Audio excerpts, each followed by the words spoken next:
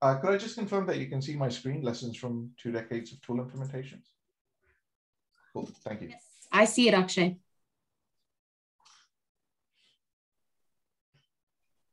Take it away, Erin. Okay, thank you. Hello, everyone, and thank you so much for joining this session today. We are going to hear from Akshay Anand today, and I'll introduce him in just a moment, but I wanted to just take an opportunity and say we really felt that given this particular group and the work that you all have been doing, over the course of many years, but also as well as of late, in the way of having to use, various tools to enable the university in ways probably never thought you'd have to before.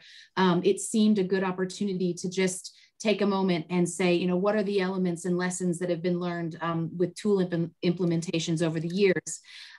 So Akshay actually, before joining Axelos, actually used to be a consultant and worked in the US as well as a number of other places to kind of facilitate assisting in these types of things. And so between that and the work that he's done in authoring ITIL, he was a contributor to Foundation, and he's been an author and really a contributor in many ways to the higher levels of ITIL, which for those of you, if I could have a shameless plug, I would say, don't be afraid to don't be afraid to go outside of ITIL Foundation. There are some, you really kind of get into those higher level strategic visions and things when you're getting into create, deliver, and support, and high velocity IT and direct, plan, and improve. And so shamelessly, I just say ITIL doesn't stop with Foundation. And Akshay has a lot of insight that he's going to share with you today about how tools, the way that you use tools can essentially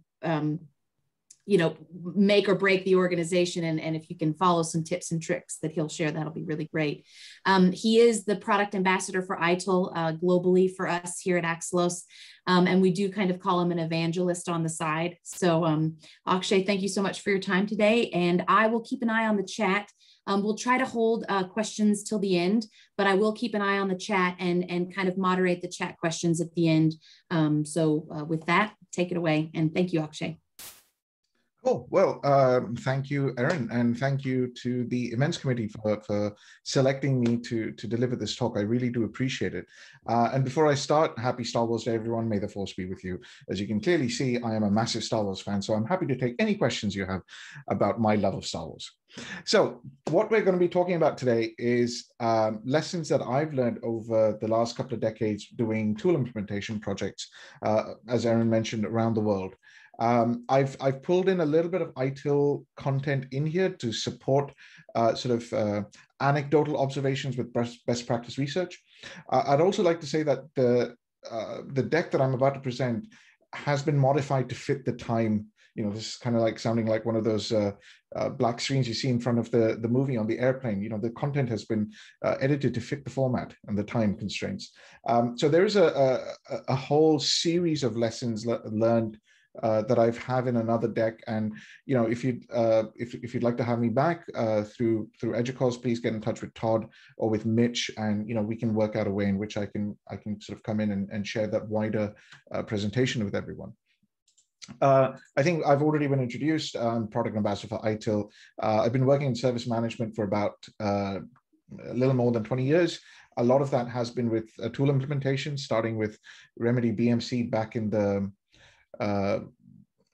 version 5.1 days, and then I've done implementations with CA USM, with ServiceNow, certainly a lot of implementations with ServiceNow. And the last speaker that we just had, I'm slightly jealous. He's stolen a lot of my thunder. So, you may be hearing me repeat a lot of the things that he talked about as well, but it only goes to underscore that his experience wasn't specific to the hospital or the university that he was referring to. These are universal experiences that I'm hopeful that all of you will be able to recognize as well. So the first lesson is sort of stating the obvious, that our tool implementations have to focus on value, and focus on value is one of those guiding principles in ITIL 4. It was introduced in ITIL Practitioner in the version 3 days, but it's one of the 7 guiding principles. Now, A lot of people point to this as the most important guiding principle. That's debatable. It's certainly extremely important. And I think a lot of people neglect it or have a very skewed value perception of what value means. So when we say we must focus on value, when we talk to our project teams and our stakeholders to say we're going to focus on value, the next question we need to ask ourselves, or we need to be able to answer, is, well, whom are we creating that value for? And immediately, I think in our project teams, we can say, look, it could be the service desk, it could be the platform team or the product team that's managing this product or the platform. Certainly, it's for our users. And that's usually where we've stopped, or at least a lot of my project stakeholders tended to stop. What we needed to be able to do is to go further and say, well, do we need to create some sort of value for our legal teams, some sort of value for audit and compliance, some sort of value for finance and procurement, legal, finance, procurement, audit and compliance, many others, they might not be involved with the day-to-day transactions on the platform, using the solutions that we're putting in place. But if we're not addressing their concerns, then for the long term, we're creating risks for the organization, governance risks or corporate risks that can impact the business in many other ways. So if your tool or your solution is not recording enough data to satisfy audit purposes, then you're creating an audit risk. If your solution is inadvertently biased or providing a inadvertent discriminatory result, then you're creating risks from a legal perspective. If your use of the solution is going wildly over budget or under budget, you're creating risks for the finance and procurement team. So again, yes, we need to focus on value, but we also need to be able to ask and answer the question, whom are we creating value for? Now, when it comes to these stakeholders, one very useful technique that I've only recently learned that there's a formal name for this, but we used to do this back in the day. But there is a thing called the empathy map canvas, similar to the operating model canvas or the business model canvas. There's a link in the slide here which will take you to an article that details how to use this empathy map canvas. But it forces us to ask and answer the questions like, who are we empathizing with? What do they need to do? What do they see? What do they hear? What do they say? How do they feel? And yes, absolutely use this for the primary users of the system, but you can extend this to talk about what is your legal team seeing? What are they saying? How are they feeling about what we're doing? So you can use this in conjunction with user personas, which the previous speaker was talking about, to be able to better understand the needs of these varied stakeholders. And oftentimes you will find that these needs might be in conflict with each other. Another example of how you might use that empathy map canvas and focusing on value is by understanding when or how not to turn off channels of communication. I've been certainly part of a number of projects where we've put in a new self-service portal or we've put in a new sort of chatbot functionality only to start turning off other ways of contacting the service desk or other ways of contacting IT support or the IT department, because our project metric or our project ROI is dependent on the traffic we drive to that self-service portal. So if we're not seeing traffic on the self-service portal, we are delivering a lower ROI. And so we start saying, well, you can't email the service desk. You can't phone the service desk. You have to raise a ticket with the self-service portal. Our users don't have to do anything. We shouldn't be putting them in the spot where we say you have to do something. They're coming to us with a problem, and we have to be empathetic to the situation. And as we solve the situation, we need to help them, coach them, figure out a way in which we can make this as low a friction as possible. But for God's sakes, let's not turn off other channels of communication. Second lesson I want to share with you is that we need to start moving our governance, our departmental, organizational governance away from managing projects towards managing products. Now, some of you may recognize the situation where you're given a bunch of cash to say, go away and implement that tool that you say is the next best thing since sliced bread. But once that project's done, the funding disappears. There's no funding for continual improvement. There's no funding to fix small mistakes that were made along the way. No funding to iterate and change the way in which a particular workflow it has been implemented because of changes in the way the non-IT part of the organization, our users, are behaving. So let's start managing projects, not products, not projects. So instead of ramping down our resources all the way to zero at the end of a project, let's instead define a minimum stable team. Now, in the past, I've been a director of service management. My minimum stable team was about 5 or 6 people. Your experience may vary, but the point is, with that stable product team, we were able to continuously iterate and improve the solutions that we had in place, able to quickly meet the small development requests, whether those are fixes or features, but we were able to continually deliver value into the business.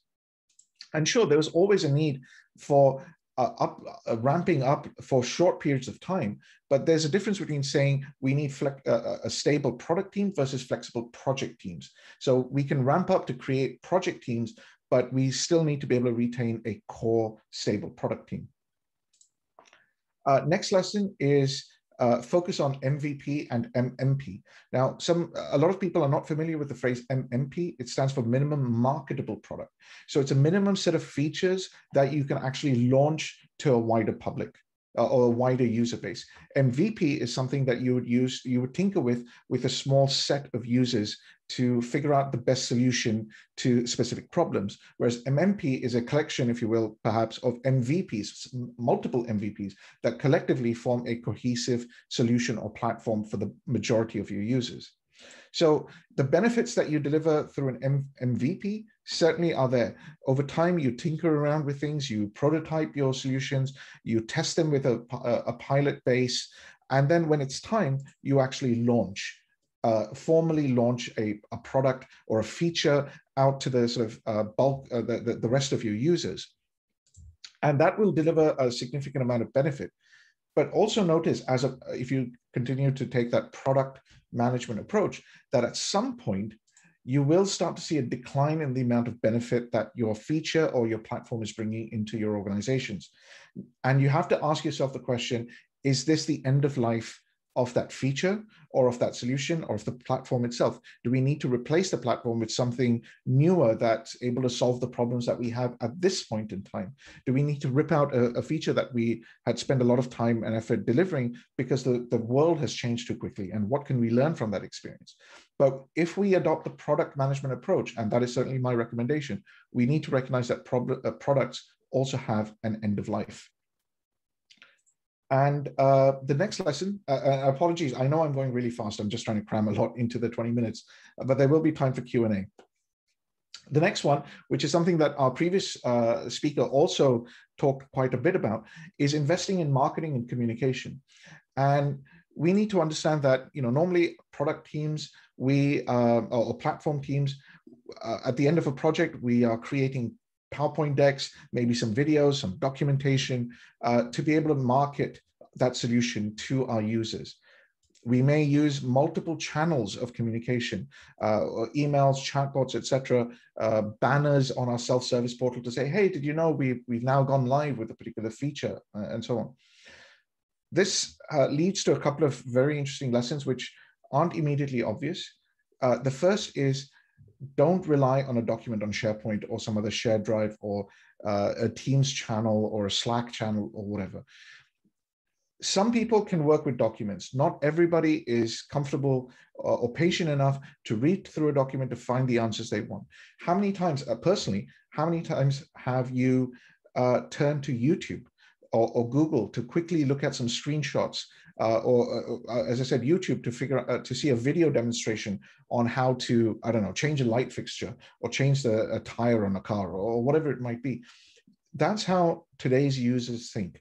They want to be able to quickly look up a solution rather than wading through pages upon pages of screenshots to try to find the solution they're looking for. So we need to invest in multiple formats for user training and user communication, whether that's documentation, videos, chat bots and chat interfaces that automatically supply information, whether that's live demonstrations or webinars, whatever it might be. We need to build in this thought process, this funding this resourcing to be able to invest in multiple user training formats. But regardless of which training format we invest in, we have to also make sure that every single channel reiterates and reinforces those core messages. And so I think, yeah, I'm at the end of my slide, so we can open it up for Q&A. But as I said, this is part of a wider talk that I sometimes give. But the three takeaways I would like you folks to have today from this talk is, one, focus on value, but ask yourself, who's that value for? Who are the stakeholders for whom you're trying to create that value? The second one, manage a product, not a project. Projects come and go, but the product is what sticks around between those projects, and you need to be able to manage that. And the last is invest in marketing and multiple forms of communication. One of the slides that I didn't have, which I think is worth also talking about on that last point about investment in training and, marketing and communication. Sorry, my dog's neighbor, my neighbor's dog must have seen a squirrel. One of the things we need to keep in mind is communication does not stop when you've cut the cake, had the drinks, celebrated the launch of your platform. Communication is ongoing. It is continuous, continual. Think of from our personal, in our personal lives, the apps we use, the products we use in our personal lives. We get emails from those product companies every week saying, did you know you can do this? Did you know that we've rolled out a new feature? Have you tried this particular advanced feature or functionality? Give us your feedback. Communication is continual. And it boggles my mind that a lot of organizations that I've worked with sign multi-million-dollar license and procurement deals, but fail to invest a fraction of that to continually communicate with their stakeholders. Because continual communication is going to lead to improvements in the platform. It's going to lead to better engagement in the platform. And that's what you might be basing your ROI on. So why not invest in communication, continual communication, as you're managing a product? I've mentioned ITIL 4, and so has Erin. There are a couple of links here in the deck that will lead you to the Axelos website, where you can find out more about the ITIL 4 certifications, not just at a personal level and how it could help your career or burnish your skills, but also how it can help your organization and what sort of challenges it can help address within your organizations. So with that, again, I'd like to thank the events committee for inviting me to give this very, very short talk. And that said, Erin, why don't we go to some questions? Yep. Yeah, sure. So first of all, I would say, please, anyone with any questions you've got for Akshay, please put them in the chat. But I would like to note that Kimberly made a very important point, which is that when you're going to Google how to do things or correct things or source information, one of those things includes fixing a toilet. You can go to YouTube for that, I think, as well. It's just to say that, you know, we all are in the form of self-service and when it comes to education. So we have to internally, I think, facilitate that level of self-service at the level at which we get it in our personal lives, which isn't easy.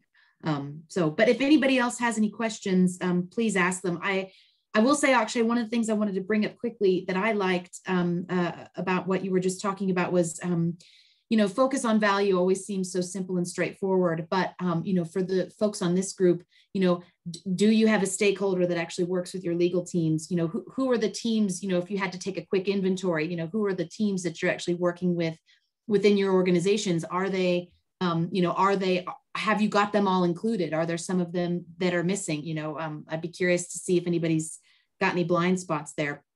I actually wrote a blog about this. In some cases, you might not be directly interfacing with multiple groups. Those groups might have already delegated that sort of level of authority for these types of discussions to somebody else. So your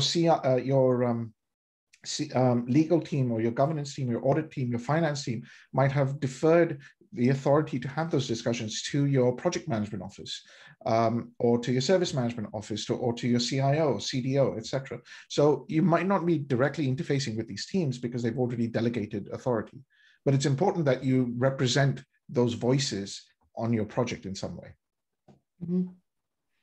Yep, and right now, actually, we don't have anything else in the Q&A or in the chat. So I don't know if anybody has any last minute questions, but I can see a couple that have come in on the Q&A.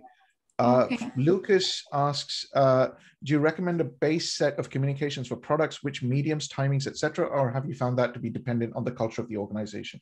It's a great question. I think it is very dependent on the culture of the organization. It's dependent on geographic dispersal of the organization. So, if you're trying to communicate with people across the country or internationally, clearly face-to-face communication and web demonstrations isn't going to help. You may, for example, choose to create local super user teams that can do sort of walkabouts in those dispersed offices. You may choose to have a centralized, generic set of resources, documents, videos, et cetera, Some organizations where let's say, you might have to default to English being the base language of communication because you're working across multiple countries with multiple languages. But then you have to ask yourself, to what extent do we need to localize these materials? Do we have such a significant population base in, let's say, Brazil, that we need to actually spend some time, some money translating all of this into Portuguese rather than just keeping it in English? So it's important to use that empathy map. Understand what if you don't translate something, or if you don't cater to the local needs in those different locations, what are those users thinking? What are they feeling? What are they saying? It's a very powerful tool, that empathy map.